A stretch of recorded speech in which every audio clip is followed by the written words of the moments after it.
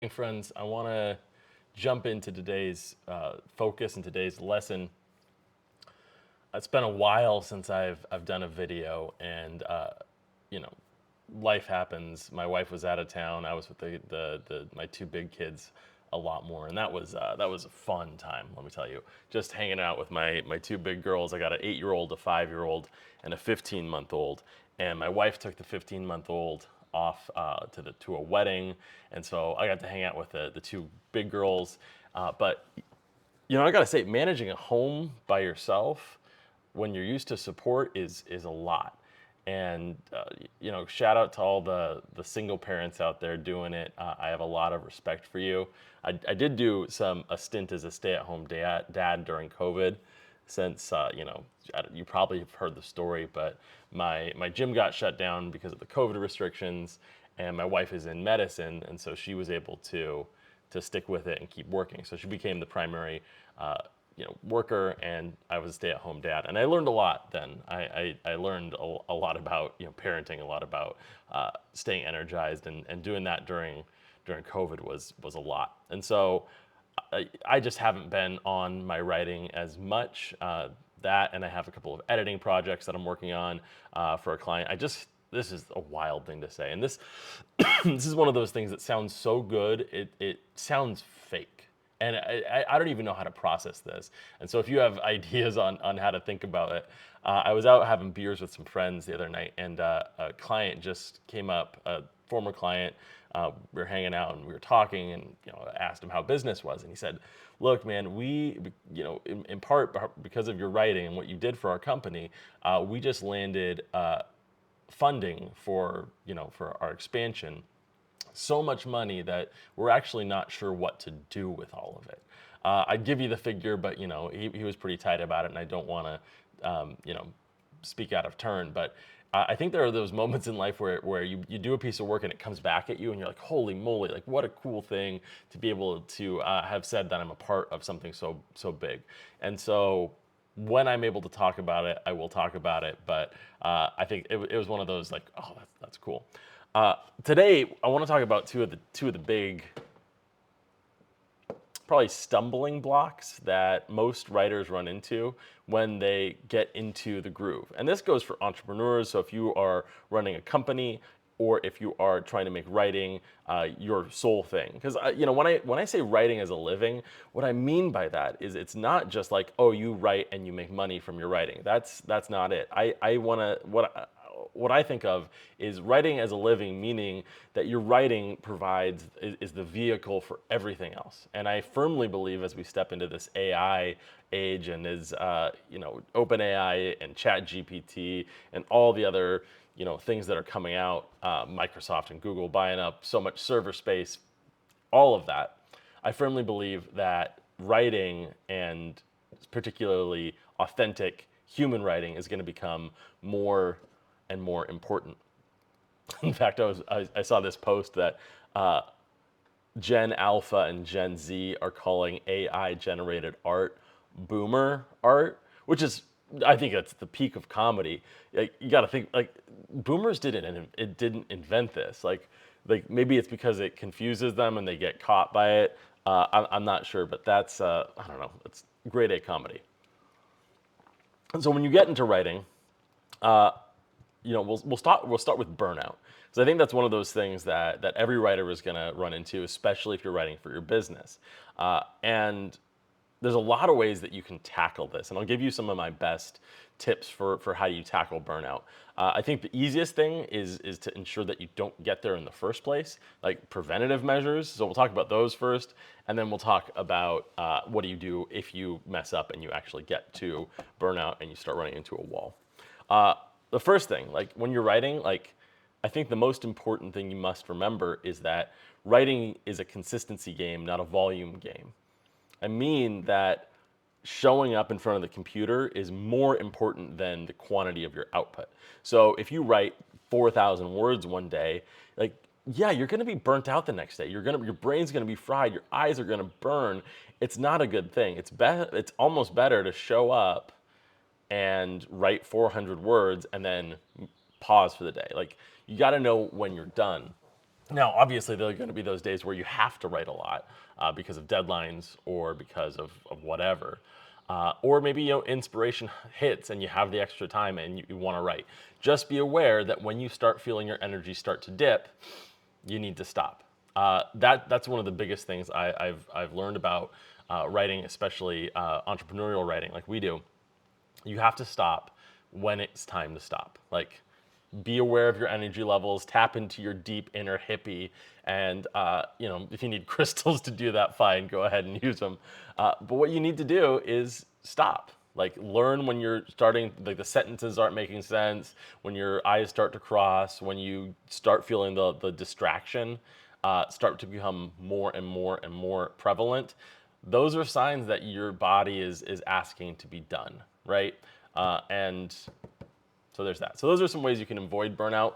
Taking breaks in the middle of your writing, like having scheduled breaks, is important. So get up, walk around, do some push-ups. If you have the opportunity, it's so nice right now. Get outside and take a walk.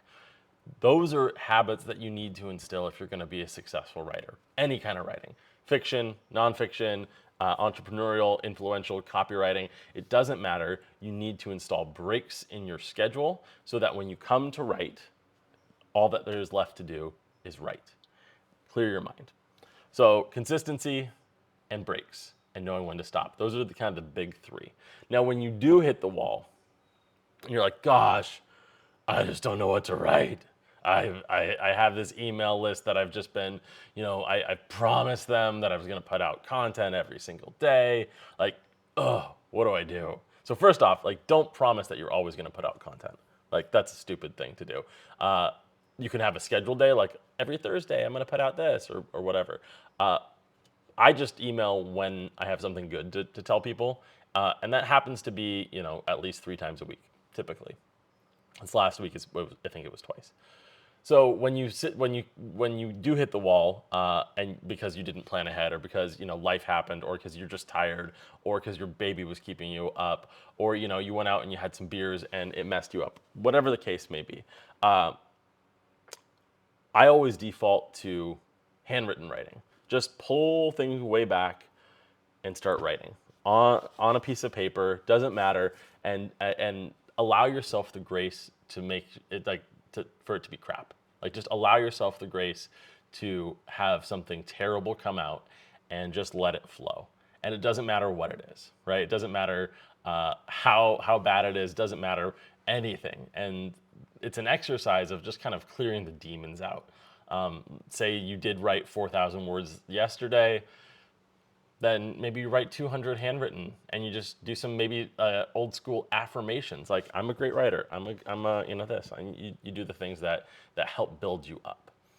And then, obviously, just take a break. Like, if you promised your list that you're going to email them every single day and you're going to be super hardcore, just pop out an email and just be honest with them and say, today is a really rough day, and I need a break, and I'll come back at you tomorrow. And that's it. It's simple. Your people will enjoy the honesty. They will enjoy having someone who's human. No one wants to work with someone who's like a robot. Well, I guess maybe now they do, but no one wants to, I guess, assume that another human's output is that of a robot. Let's put it that way. So that's burnout, right? So instilling good habits to prevent it and recognizing it when it comes. You'll notice too that your writing, your open rates will go down and your click-through rates are going to go down if you are hitting burnout. And a lot of us will just like pull our hair and be like, oh my gosh, how do I fix this? And the way you fix it is you just slow things down. Maybe write a little bit less and do things that enrich your life. Because the purpose of writing and writing as a living is to create maximum income for maximum time freedom. You never want to get to a place where you have maximum income with minimal time freedom. And time freedom is the idea that you can do what you want, when you want, with whom you want. That's the purpose of a business. That's what you're aiming for. You're not aiming for Lambos. You're not aiming for, an AP watch. You're not, that stuff is superfluous. It's not what you need. You want to be able to live your life, do what you want to do, and have as much time as you want to do those things. Time freedom, that's the key. Now, ideation. This is another major problem that comes up, and that's another reason that people have a hard time sitting down and typing. And so there are a few things that you can do to ensure that you never hit writer's block again. And I get it still sometimes too, despite the fact that I use all these things. First off is journaling. I think journaling is one of the most beautiful things you can do to give yourself ideas. The easiest way to do it is just grab a journal every single morning and just write. Set a timer for 20 minutes, doesn't matter what it is. Write your deepest, darkest secrets, write the evil things about people that you never want to say out loud. Write down Bible verses that are inspiring you. Write down problems, stories, whatever it is. Because again, no one's ever going to see this. This is not journaling for the next generation. This is journaling for your internal health. And what's going to happen is over the course of maybe a week, you'll go back and you'll look in, you're like, oh, wow, I can turn that into something. I can, turn this into a blog post. I can turn this into an email. And it's phenomenal. So that's ideation rule number one, is make sure you journal. Ideation rule number two is read. If you are feeling stuck, grab a book. This is one my friend gave me, Larry McMurdy, Lonesome Dove. I haven't cracked it yet, but I plan on it. Go back to your favorites. Read. I think the best writers are the best readers. Don't confuse that with analysis by paralysis or over-consuming, but you got to read. You got to pick up books. You got to go find email lists that resonate with you. And when you start looking at all the content that you are consuming, then things become more clear. Like I just reread Ender's Game for like the 400th time. And if I were a crypto person or if I were a finance person, I would say, okay, how do I take the idea of the enemy's gate is down, that fundamental thing in Ender's Game of reframing, and how do I turn that into a lesson? And boom, there you go. That's a content piece. Or you can take a quote like from one of your books, like, oh my gosh, this parenting book has this phenomenal idea about how to deal with kids who are in crisis, who don't know how to regulate their emotions. How do I turn that into something about writing? How do I take that into my world? And how do I apply that to my category and help my people? That's where you want to go, and that's the focus, okay? So that's number two. So you got to do your journaling, and you got to do your reading. And the third thing that's I think is done more for me than anything else is you have to have an idea repository. So I'm a person that struggles to find the right tool, right? I'll go all over the place and hunt for the ideas and do this and do this. And really, when it comes down to it, the places that are most easy to restore your ideas are the ones you're going to use. So the three places I store my ideas: Apple Notes if I'm on the go because I can just dictate it, audio; Notion because that's where my writer's library is; or if I'm in note-taking mode, I'll use LogSeek, which is a third brain. It's kind of like Roam Research. It has similarities to Obsidian and Notion. But you have to have a place where you put all your ideas, right? If you don't have that, like, ideas don't stick around very long. It's the law of the muses. Like, they're going to give you the gift of the idea, and your job is to go off and use it. So you have to take the moment. Like, I was listening to, I forget which podcast it was. So it was some comedian, and he said, like, he just says to his wife, like, I have an idea. And she knows, like, boom, shut down, and he just runs away and writes down the idea. And he writes until it's done. And so those, honestly, if you use those three things, journaling, reading, and storing your ideas, you will never have a day where you sit down in front of the computer and you don't know what to write. Maybe you lack the motivation because you didn't adhere to the burnout principles of consistency, of energizing things. But there you go. That's the plan for staying sharp on your writing. Now, if you are going to be in the Providence area, Providence, Rhode Island, I'm going to be teaching a writing course. My focus is going to be on influential writing and how do you publish a book and use that book as your platform for your business.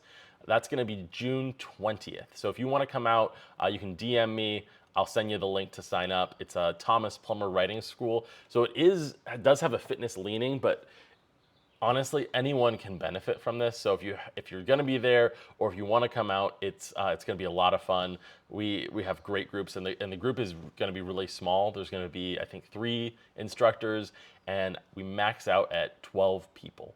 And so it's a tight-knit group, and you're really going to get an opportunity to work on your writing, meet a lot of great folks. Pop me a message if you're interested. That's all I got for you. I hope that this was helpful, but as always, I'm available for you. But enough for now. Go write something.